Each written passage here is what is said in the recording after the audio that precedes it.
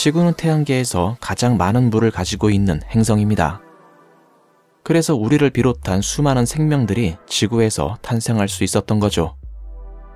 그런데 이렇게 생명에게 중요한 물은 도대체 어떻게 생겨나게 된 걸까요? 그동안 과학자들은 물을 가지고 있던 소행성의 충돌을 주 원인으로 생각해 왔었습니다. 하지만 소행성만으로 지구에 존재하는 막대한 양의 물을 설명하기에는 뭔가 부족합니다. 어쩌면 지구의 물은 우리가 생각하지 못했던 무언가가 만들어냈을지도 모릅니다. 지금까지의 연구에 의하면 초창기의 지구에는 수소와 산소가 아주 풍부하게 존재하고 있었습니다. 하지만 시간이 흐르면서 산소는 지구에 남았지만 대부분의 수소는 우주로 빠져나가 버렸죠. 즉 초창기의 지구는 스스로 물을 만들어낼 수 있을 만한 능력을 갖추고 있지 않았다는 겁니다. 그렇다면 지구의 물은 지구의 바깥쪽에서 무언가에 의해 유입되었다고 보는 게 가장 합리적일 텐데요. 과학자들은 그 외부 요인으로 당시 물을 품고 있었던 C형 소행성들을 지목했습니다. 실제로 C형 소행성에는 생각보다 많은 양의 수분과 미네랄들이 포함되어 있다는 사실이 확인되었습니다. 그런데 문제는 이 소행성이 포함되어 있는 물과 지구의 물의 성분이 서로 일치하지 않았다는 겁니다. 좀 더 정확히 말해서 소행성에는 지구의 바다보다 중수소의 함유량이 훨씬 더 많았는데요. 소행성이 지구의 물을 탄생시킨 주 원인이 되려면 적어도 중수소의 함량이 훨씬 더 낮았어야 됩니다. 물론 이러한 문제 이외에도 소행성의 충돌만으로 지구의 많은 물을 설명하는 것 역시 불가능하죠. 어쨌든 이러한 문제들은 지구의 물에는 다른 출처가 존재할 수 있다는 여지를 남겨놓습니다.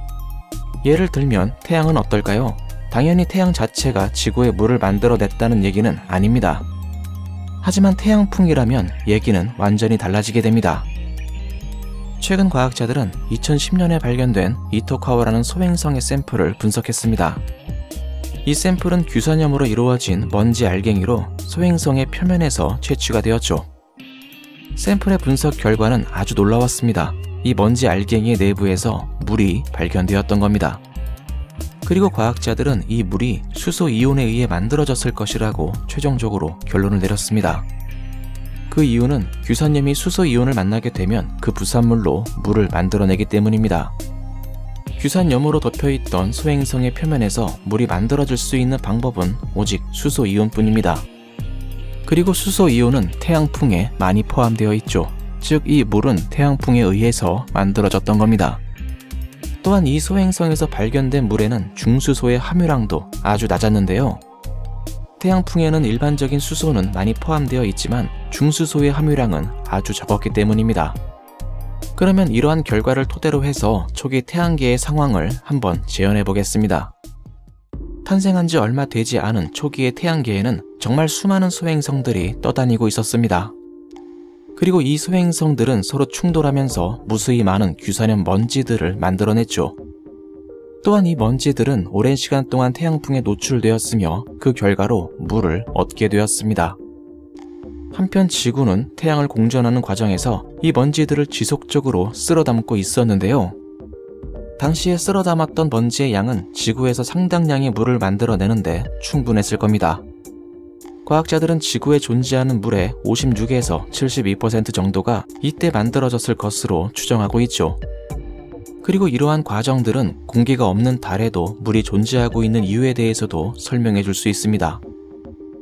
이렇게 태양은 지구에서 물이 만들어질 수 있는 결정적인 역할을 해주었습니다. 그리고 태양은 지금도 여전히 다양한 방법으로 지구의 생명에게 도움을 주고 있죠. 인간에게 신이 있다면 태양이야말로 가장 신에 가까운 존재이지 않을까라는 생각이 들게 됩니다.